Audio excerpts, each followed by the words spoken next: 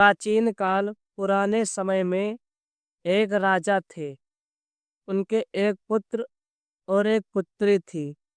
राजा बहुत ही बहादुर, महान और प्रतापी था। उनकी मर्दानगी और वीरता की कहानियाँ माताएं अपने बच्चों को सुनाया करती थी। उनके शासन काल में प्रजा राजी खुशी और प्रसन्न रहती थी। राजा धीरे धीरे बूढ़ा होने लगा। उनके पुत्र पुत्री बड़े होने लगे। पुत्र शस्त्र विद्या का ज्ञान प्राप्त करने लगा और पुत्री नृत्य का। राजा अपने बढ़ते निखरते परिवार को देखकर बहुत ही खुश था। एक बार राजा का पुत्र जंगल में शिकार खेलने के लिए निकला। उसके साथ 4 सिपाही भी उसके साथ गए। राजा का लड़का शिकार खेलते खेलते बहुत दूर चला गया और शाम भी हो गई। तभी पड़ोसी देश के राजा और उनके सैनिक वहां आ गए। राजा उस राजकुमार को बंदी बना लिया और सैनिकों को मार दिया। देर रात हो गई। यहाँ राजा को चिंता होने लगी।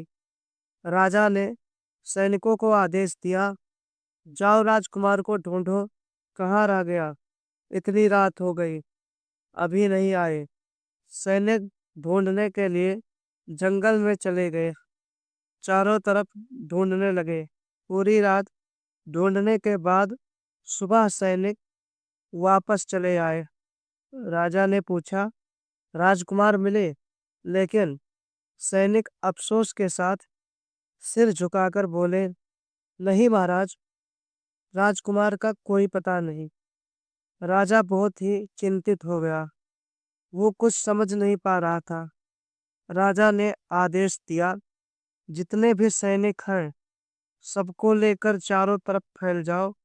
सारे सैनिक चारों तरफ राजकुमार को ढूंढने के लिए निकल पड़े। बहुत दिन ढूंढने के बाद सैनिकों को मरे हुए सैनिक की लाशें मिली।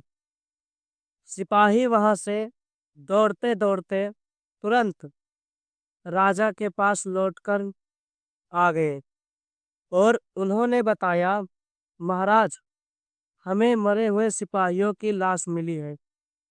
राजा बहुत ही घबरा गया। उसे कुछ समझ में नहीं आ रहा था। राजा भयभीत था, कहीं किसी ने हमारे पुत्र को मार तो नहीं दिया, या किसी जंगली जानवर ने तो उन्हें नहीं मार दिया। राजा बहुत चिंतित हो गया। उसने आसपास के राजाओं को खबर भेजी।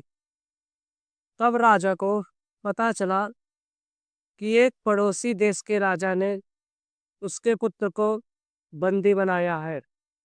फिर राजा ने तुरंत सिपाहियों को आदेश दिया, युद्ध की तैयारियां करो। राजा सैनिकों को लेकर युद्ध भूमि में युद्ध करने के लिए चल पड़ा। दोनों राजाओं में बहुत ही विनाशक युद्ध हुआ। राजा ने दूसरे राजा को परास्त कर दिया, राजकुमार को मुक्त करवाया। राजा और राजकुमार अपने राज्य लौट आए। कुछ दिन बाद राजकुमार के लौटने पर राजा ने उत्सव रखा। उत्सव में दूर दूर के राजा राजकुमार उत्सव में आए। देश विदेश के राजा महाराज आए। उत्सव बहुत ही धूमधाम से चल रहा था। राजा के दरबार में उत्सव चल रहा था, जहां नर्तकी अपने अद्भुत नृत्य से सभी को मोहित कर रही थी। बेटे के आने की खुशी में राजा बहुत खुश था। पूरी रात उत्सव चलता रहा और जब धीरे धीरे सुबह होने लगा, तब तबले की आवाज इधर उधर होने लगी। कभी तबला बजता, कभी बंद हो जाता। तब नर्तकी ने देखा कि तबला वादक को नींद आ रही है। नर्तकी घबरा गई। वो सोचने लगे, अब मैं क्या करूं? इतनी रात जो इतना सुंदर पल बीता है, वो सब थोड़ा समय के लिए सब बेकार हो जाएगा, सब बर्बाद हो जाएगा। फिर नर्तकी ने तबला वादक को जगाने के लिए एक दोहा पढ़ा, घड़ी गई थोड़ी रही, या में पल पल जाए, एक पलक के कारणे यूं न कलंक लगाए।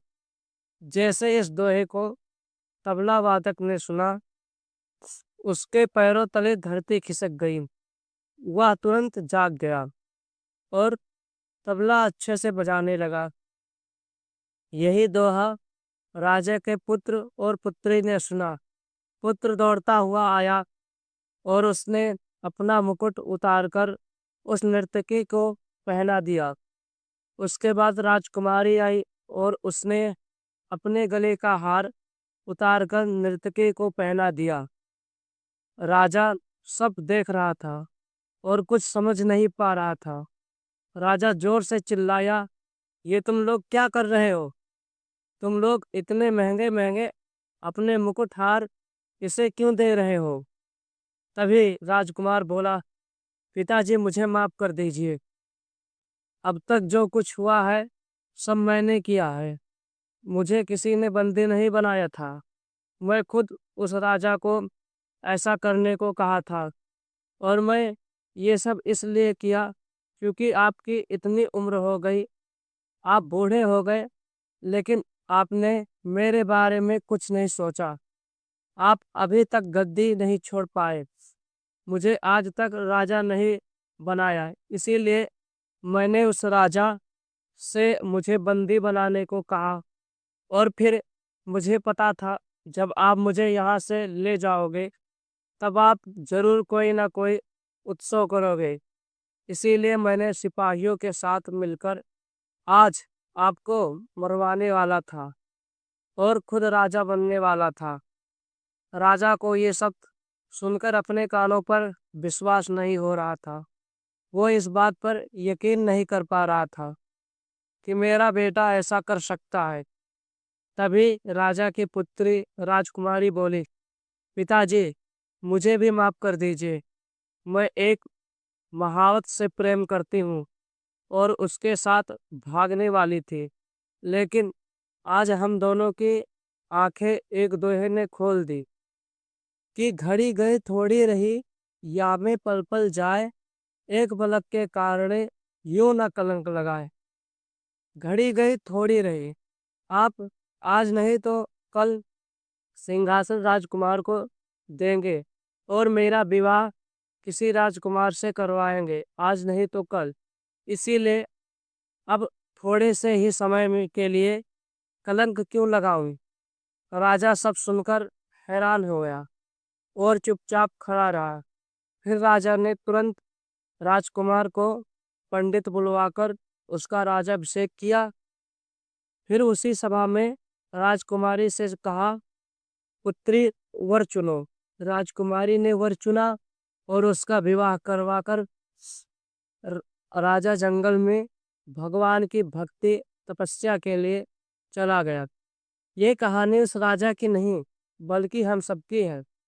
घड़ी गई थोड़ी रही, क्योंकि जो समय चला गया है उसे जाने दीजिए, लेकिन जो थोड़ा सा बचा है उसे किसी अच्छे कर्म में लगाइए।